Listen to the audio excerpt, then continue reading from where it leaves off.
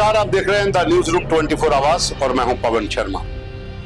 पहलगाम हमले के बाद भारत और पाकिस्तान की सीमा पर तनाव बना हुआ है। लगातार पाकिस्तान की तरफ से रात को एलओसी और इंटरनेशनल बॉर्डर पर सीज फायर का वायलेशन किया जा रहा है। सेना से मिली जानकारी के अनुसार बीती रात जम्मू कश्मीर के 5 जिलों की सीमा पर फायरिंग की गई, जिनमें कुपवाड़ा, बारामूला, उड़ी, पुंछ, नौशहरा, सुंदरबनी, पलावाला और अखनूर सेक्टर। इन तमाम इलाकों में पाकिस्तानी सेना ने रात को भी जमकर फायरिंग की। अगर हम बात करें तो ये 7-8 दिन से लगातार सीमा पर पाकिस्तान की तरफ से उकसावे के लिए फायरिंग की जा रही है।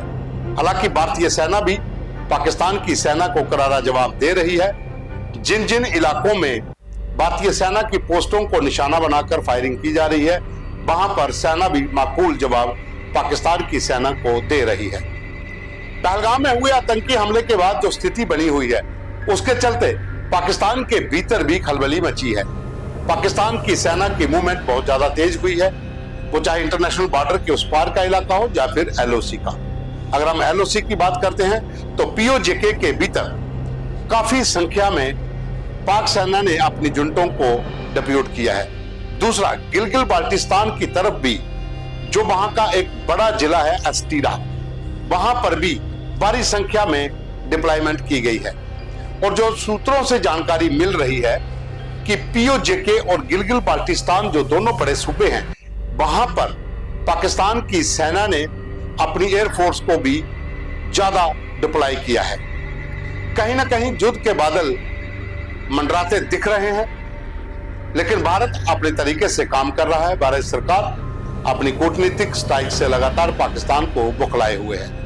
पाकिस्तान के भीतर के हालातों की बात करें तो पाकिस्तान की सेना और सरकार आमने सामने आ चुके हैं। तख्तापलट की तैयारी भी हो रही है, क्योंकि जो पाकिस्तानी सेना का चीफ है वो किसी की भी इस समय नहीं मान रहा। हालांकि फौज के भीतर भी विद्रोह की संभावना जताई जा रही है। कुछ ऐसे जनरल हैं जो उनके इस फैसले को लेकर काफी खफा हैं, लेकिन आईएसआई और पाकिस्तान की सेना का इतना गठजोड़ है कि वो किसी न किसी तरीके से बॉर्डर पर माहौल को खराब करने की फिराक में रहते हैं। अगर हम बात करें अभी की स्थिति की, तो जो भारत के सीमावर्ती इलाके हैं वहां पर भी हाई अलर्ट है। भारतीय सेना, पैरामिलिट्री फोर्सेस, बॉर्डर पर बीएसएफ के गार्ड सब अलर्ट पे हैं, और साथ ही सिविल एडमिनिस्ट्रेशन भी अपने तरीके से काम कर रही है।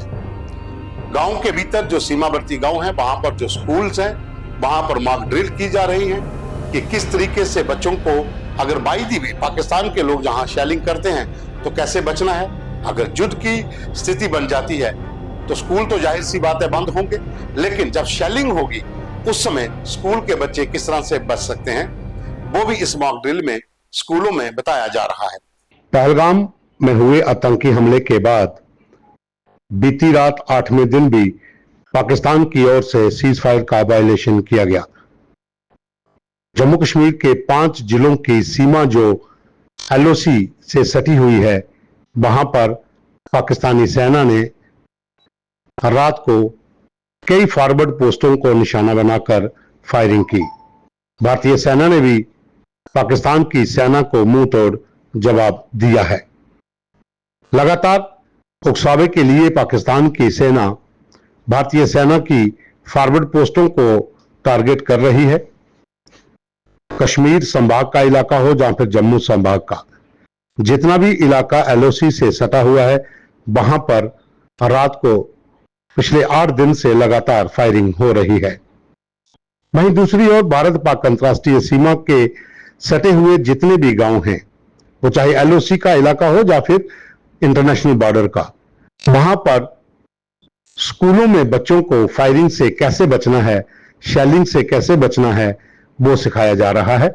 मॉक ड्रिल की जा रही है, और ये एक अच्छा कदम भी है, क्योंकि बॉर्डर पार से जब भी मोटार शेलिंग हो या फिर हैवी फायरिंग हो तो स्कूलों में पढ़ने वाले बच्चे इसकी चपेट में आ जाते हैं।